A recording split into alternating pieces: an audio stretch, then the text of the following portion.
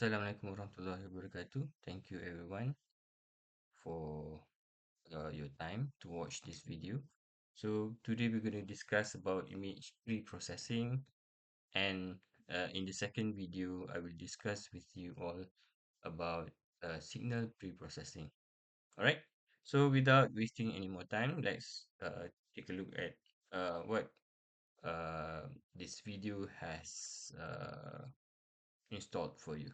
Okay. So what is image preprocessing? So image preprocessing refer to a set of technique and operation applied to raw image. So basically, you have a raw image recorded via cameras or IoT devices, or probably you have raw data or images that is stored away in a server or in a hard drive. Okay, so before these raw images can be used in computer vision or image analysis tasks or probably machine learning, we have to do image pre-processing. So the purpose of image pre-processing is to enhance the quality of the image, extract relevant information, prepare the image for further processing, and improve the performance and reliability of the algorithm that work with visual data. So common preprocessing steps include resizing, normalization, noise reduction, and other adjustment to optimize images for specific application. So on the right side here, you can see there's an example of an image preprocessing that is getting a photo ready before showing it to someone. So imagine that person is a machine learning algorithm. It would make it look better and easier to understand. So this can include things like adjusting the color, making it smaller or bigger, and cleaning up any blurry or messy parts. So the goal is to make the image clearer and more useful whenever we want to do with it. So it's like a recognizing object or finding patterns. So these are the available image pre-processing method and its application. So first method that you can see is resizing. So basically it's just to adjust the dimension of the image either by making it bigger or smaller. Then we have normalization. In our previous exercises, we have already done this normalization technique. For example, changing the range of the pixel value to a more smaller and standardized range of 0 to 1. This is to ensure the consistency and intensity level across the images. Sometimes a colored image has too much information. So we have to convert the image to a grayscale conversion when colors does have nothing to do with the classification. So it basically converts the colored image to a grayscale image. And then we have the histogram equalization, where we can enhance the contrast of the image by redistributing the pixel intensity to cover a wider range. And number 5, we have sharpening. We sharpen the image if it's blurry. Thresholding covers the image into a binary format by setting a pixel value above a certain threshold to 1 and below 0.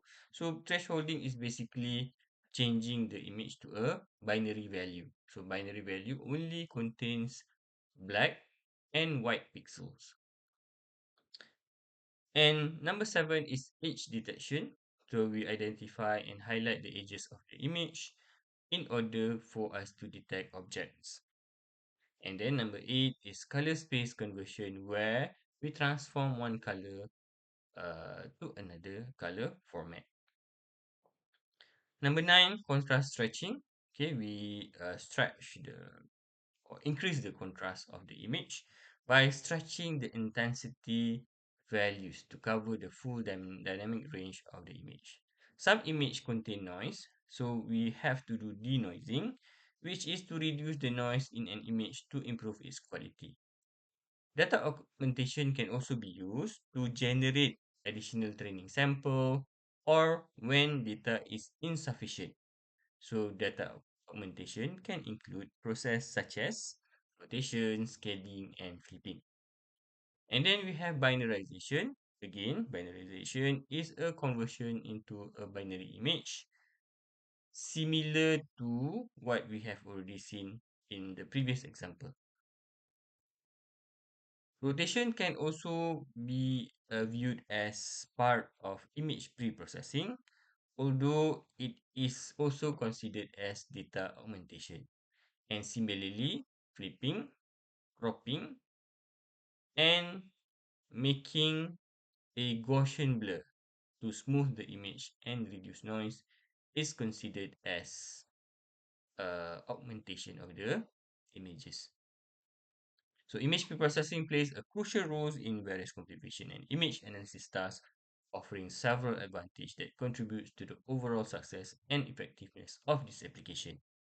So the importance of image processing have many advantages.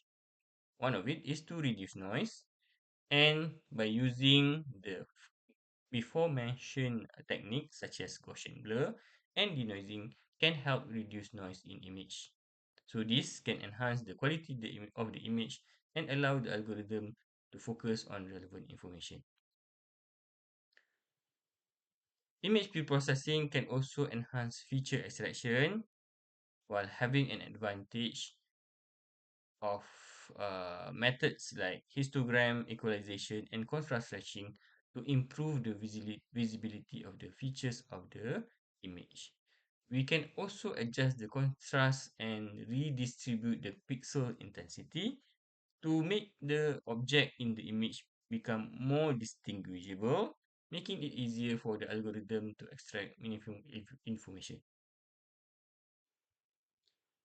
In the case of insufficient data, we can use data augmentation and increase the robustness of our images, okay, by applying data augmentation technique such as rotation, flipping, cropping, and many more during pre-processing will help to generate additional training sample.